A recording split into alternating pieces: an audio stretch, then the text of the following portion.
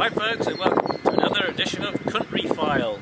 Last edition we planted several posts and now they've grown up into lovely 4 vertical antennas.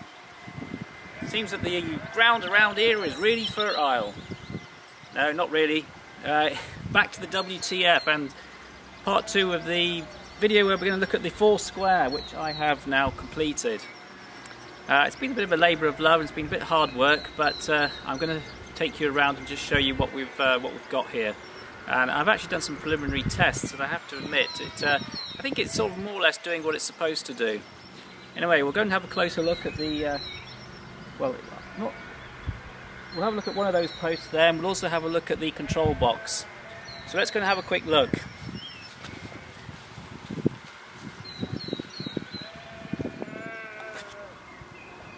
Right, just to recap, 4 vertical antennas, 1, 2, get the other one in focus, 3 and 4.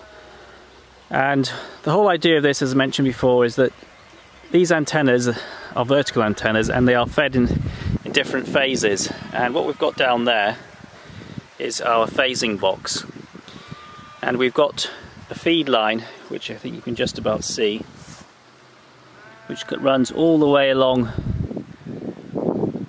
actually back to the shack, which is about, I would say, probably about 80 meters away.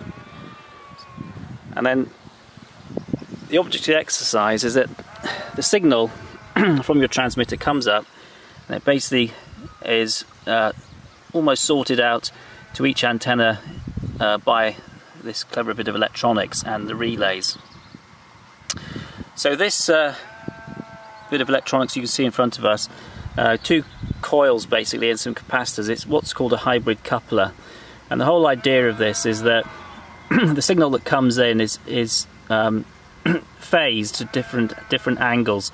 So you've got, for instance, 0 degrees going to one antenna, 90 degrees going to another, and 180 degrees phase difference going to one of the other antennas. And the relays essentially switch, which antenna gets which phase, and that ultimately determines the direction that you can receive and transmit in.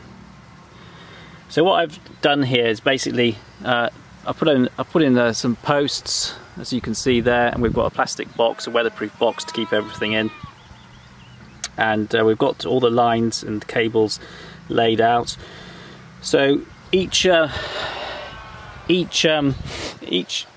antenna basically has a 75 ohm feed line to it, which actually acts as a transformer to transfer the impedance of the verticals, which are about 35 ohms or thereabouts, and then to the impedance of the hybrid coupler.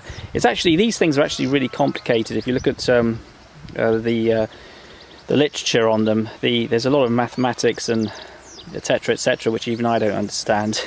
But that's what I've explained there is more or less the basic principle of it. And as I said, we've got another line going to each antenna from the hybrid coupler or the phasing unit, which you can see. And while I've been building this, I've tried to sort of pay attention to the little details. Like, for instance, I've gone to town really on things like the connectors. I mean, I could have used PL259s and SO259s. I've used N-type connectors here because the weak link of all this system, there's so many connections, you've got to make sure that you use the best quality, otherwise you're going to only come back a bit later and cursing and swearing that there's a poor connection somewhere. So it probably pays dividends to use better quality connectors and components. But the rest of it's this is actually the Mark II version. I did build a separate, another one up, fairly identical, but with slightly different coils and capacitors. The capacitors are micro capacitors. The coils are Type 2 ferrite cores. The bigger ones that I used initially, I couldn't get the phase difference. I couldn't get the 180 degree phase difference for some reason, even though the cores had the right permeability. so I had to ditch that and I had to rebuild it. But this does appear to work, and I've already had a few QSOs with it, and I'm quite keen to try it out this evening to see how it works, you know, into America, where it should really prove its worth. Just to have a quick look at one of the posts, just to show you what I've done here. We looked at the radial system in the first video. So the poles are actually, as I mentioned, spider beam poles, and these are actually quite heavy duty fiberglass poles. You have to use fiberglass, don't use carbon fiber fishing poles or something like that, because they potentially could conduct RF. And the central vertical element, radiating element, is a couple of wires.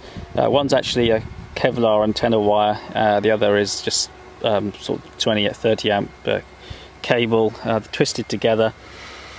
And I've got down here we've got a weatherproof container which just houses the N-type socket. We've got one connection going to ground down to the radial plate, and then that's the radiating element.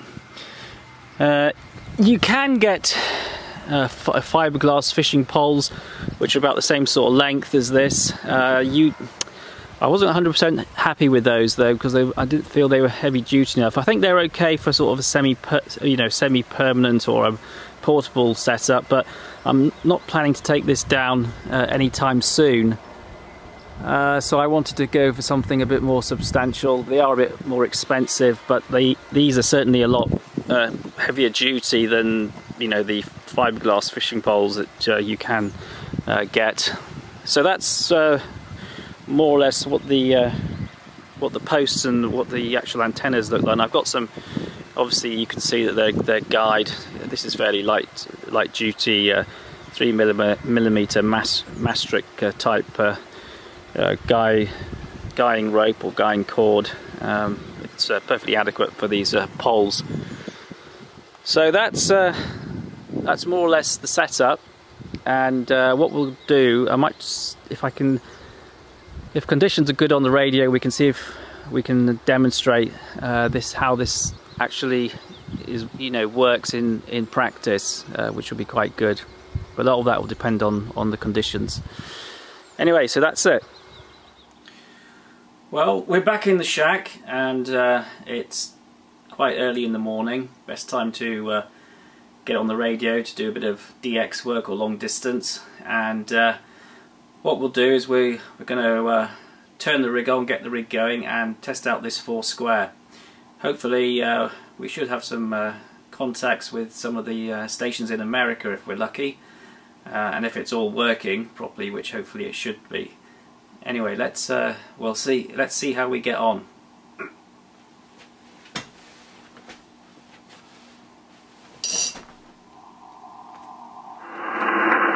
Yeah, Roger, Bob. Got the call sign. KM4 India Alpha Juliet. Yeah, very good evening to you, Bob. Yeah, you're a good signal actually. Yeah, about 5 and 8, 5 and 9. And thanks for the report. I've been actually testing out a new antenna here, so be interested to get some reports from you. Just been putting up a 4 square vertical antenna for 40 meters, and I'm actually doing a little video on this at the moment, so be interested in getting some reports. At the moment I've got the array pointing towards you, so hopefully the signal should be pretty good, but I'll turn it away in a minute and you can just give us an idea of what it's like. KM4 IAJ GW0 FZY. GW0 FZY, this is Kilo Mike 4 in the altitude. Roger on the first square antenna. You're doing all the work on your end. I'm running 100 watts to an FTDX 3000 to an N-40 meter wire.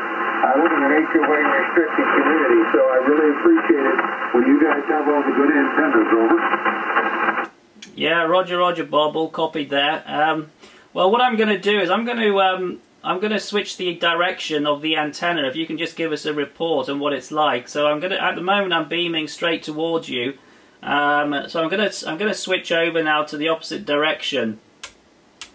So that's, at the moment I'm actually beaming towards the east, which is in totally the opposite direction to you. So it's certainly nowhere near West Virginia. So I'm going to, what I'll do is I'll switch back just in a minute, and hopefully you can give us another report. So, so I'm switching back now towards you, Bob, but I just wonder if you could comment on the difference. So I'm now back with you, pointing towards you, Bob. Anyway, I'll put it back to you. KM4IAJ, GW0, Fox Zulu Yankee. GW0, Fox Zulu Yankee, KM4IAJ. Yeah, Roger, you dropped about 2 or 3 S units when you changed direction. No difference when you came back, over. Yeah, Roger, Bob. Well, that's good news. I think the 4 square is working quite well. So that's what I would expect, and it's good to hear that it's working. And all noted about your setup over there. Well, certainly it might be quite simple, Bob, but it's no problem at all copying you. You're coming through into the UK very good indeed. No problems at all. KM4IAJ, GW0, Fox Zulu Yankee. GW0, Fox Zulu Yankee. Roger, just copied all of it. Very nice signal in Northern Virginia. It's especially nice because we have thunderstorms and rain in the area, so you're really getting through, over. Yeah, Roger that, Bob. All copied. Yeah, well, it's quite nice to come on sideband every now and again. I'm usually a CW person, and it's nice to come on SSB, and especially with this antenna, it seems to be working very well. Anyway, I won't keep it. I'm going to move up, probably go on to the CW part of the band, just play around with the antenna on that part of the band. So I'm going to wish you best 73s, Bob. Thanks for the QSO, and thanks for the report. So I'll put it back to you for any finals. KM4IAJ, GW0, Fox Zulu Yankee. GW0, Fox Zulu Yankee. Yeah, Roger, thank you very much. Nice to talk to you for the first time, and good luck with your antenna. Again, thanks for the contact. 73. Yeah, 73s to you, Bob. KM4IAJ from GW0FZY, signing and going QRT.